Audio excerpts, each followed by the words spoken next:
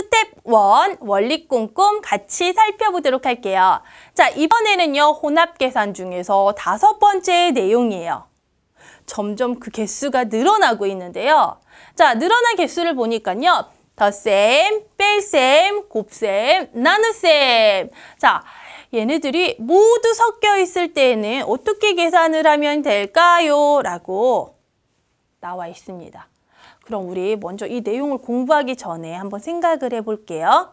자, 우리 처음에 뭐 덧셈과 뺄셈이 있었던 거 배웠고요. 그 다음에 곱셈과 나눗셈이 있었던 건 배웠어요. 얘네들은 계산하는 순서가 어떻게 됐어요? 덧셈과 뺄셈만 있을 때랑 곱셈과 나눗셈만 있을 때는 앞에서부터 순서대로 계산을 했었어요.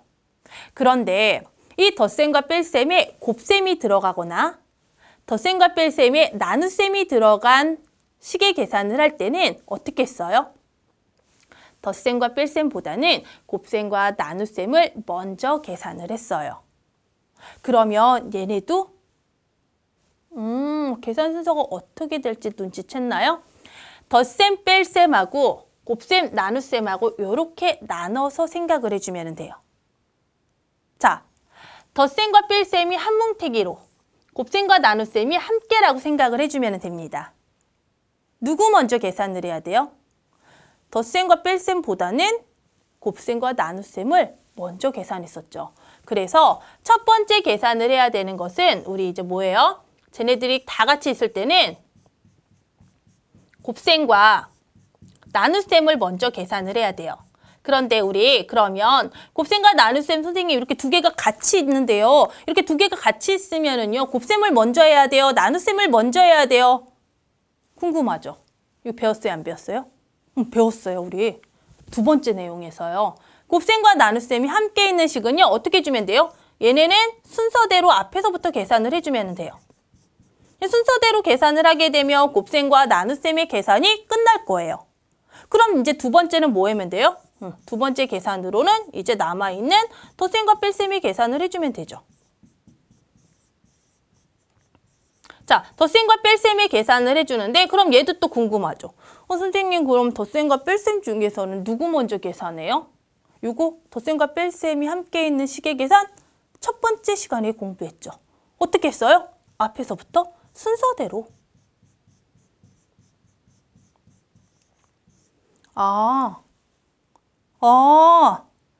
어렵지 않네.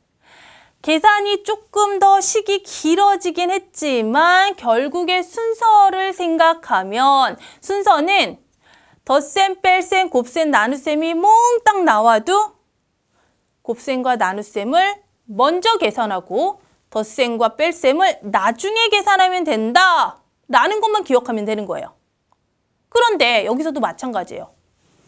덧셈, 뺄셈, 곱셈, 나눗셈 다 있었어요. 막 다 있었는데 갑자기 괄호가 짜자잔 나타났어요.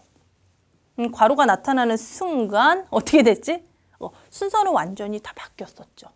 얘네들보다 먼저 계산을 해야 되는 애는 바로 괄호예요. 괄호 안에 있는 식부터 계산을 한 다음에 얘부터 해결을 해놓은 다음에 곱셈과 나눗셈을 앞에서부터 순서대로 계산을 하고요. 곱셈과 나눗셈의 계산이 다 끝나고 난 다음에 덧셈과 뺄셈의 계산을 앞에서부터 순서대로 계산을 해주면 되는 거예요.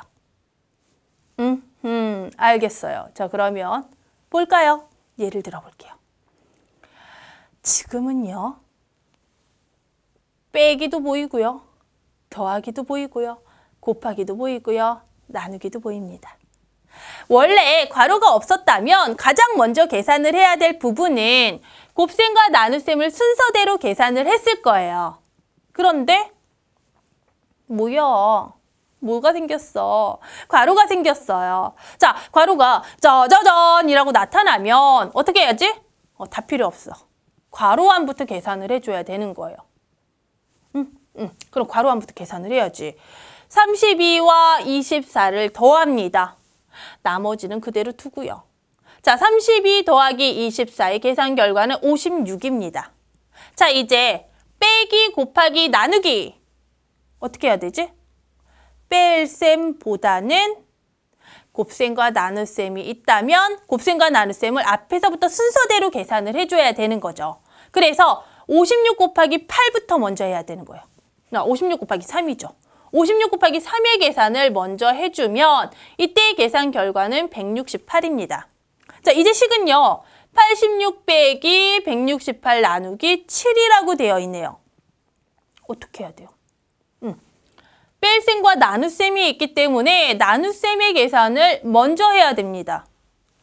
168 나누기 7로 계산을 하면 그 계산의 결과가 24가 되는 거죠. 따라서 이때의 정답은 86에서 24를 빼요. 그 계산의 결과 62가 정답이 되는 거예요. 자, 그러면 선생님하고 예를 들어볼게요. 자, 계산은 하지 말고요. 그냥 순서로만 우리가 기억을 합시다. 자, 선생님 식을 한번 적어봅시다.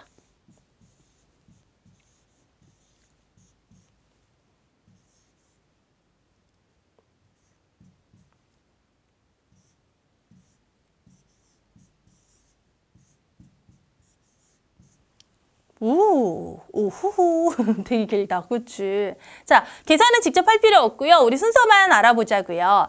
자, 지금 보게 되면 뺄셈, 곱셈, 덧셈, 나눗셈 다 집합했습니다. 자, 그럼 이런 경우에 어떻게 해야 돼요?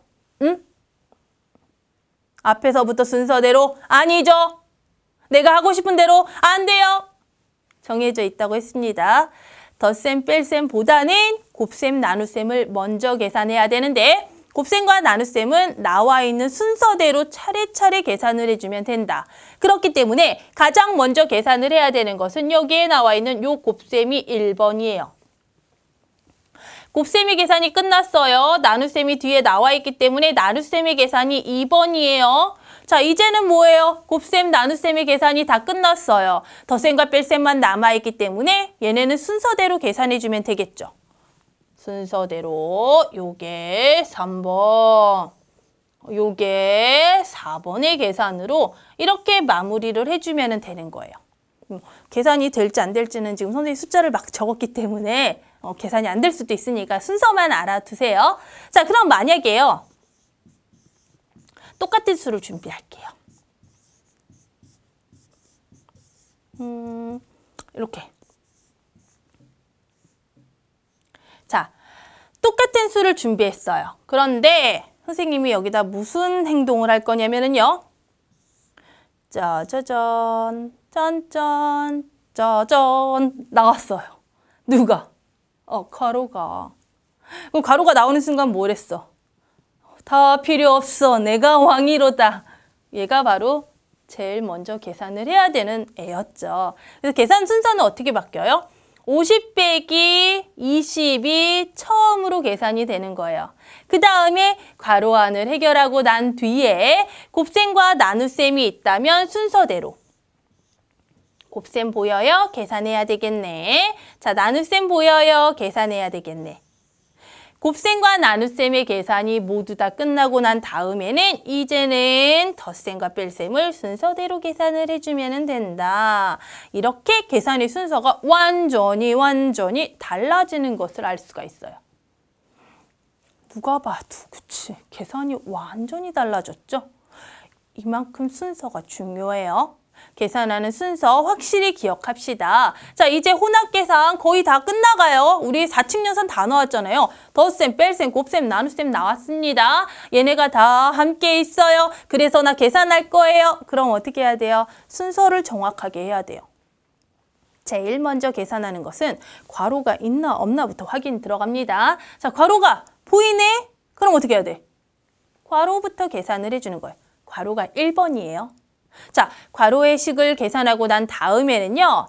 덧셈과 뺄셈보다는 곱셈과 나눗셈을 먼저 계산해야 됩니다. 자, 곱셈과 나눗셈을 계산하는데 곱셈과 나눗셈은 어떻게 계산해? 얘네 둘은 앞에서부터 순서대로 계산하면 돼요. 자, 순서대로 계산을 하게 되면 곱셈과 나눗셈의 계산이 끝나게 되겠죠. 계산이 끝나면 이제 덧셈과 뺄셈의 계산을 해주면 돼요. 덧셈과 뺄셈의 계산은 어떻게 해? 앞에서부터 얘도 순서대로 그렇게 계산하면 되는 거야. 알겠니? 그래서 순서만 정확하게 지키면은요. 혼합계산은 정답을 찾아줄 수 있어요. 아무리 복잡한 혼합 계산도 여러분들이 정답을 찾아줄 수 있습니다. 그런데 선생님이 우리 친구들하고 공부하다 보면은 너무 안타까운 일이 벌어지는데 계산 순서도 너무 잘했어요. 근데 나중에 정답이 틀렸어요. 이 친구 왜 틀렸지? 살펴보면은 이런 거 계산할 때 실수하는 친구들이 너무너무나 많아요. 곱셈 하나만 살짝 실수해도 정답은 완전히 달라지겠죠. 덧셈과 뺄셈 살짝만 실수해도 정답이 틀려져요. 그래서 이렇게 식이 많이 있을 때에는 계산을 정확하게 하는 훈련이 필요합니다. 혼합 계산은 순서를 잘 기억하는 것도 좋지만 계산을 열심히 훈련해서 우리 실수하지 않는 것도 중요합니다. 이제 복잡한 문제들 조금 나오거든요. 선생님하고 문제를 통해서 좀 더 알아보도록 할게요.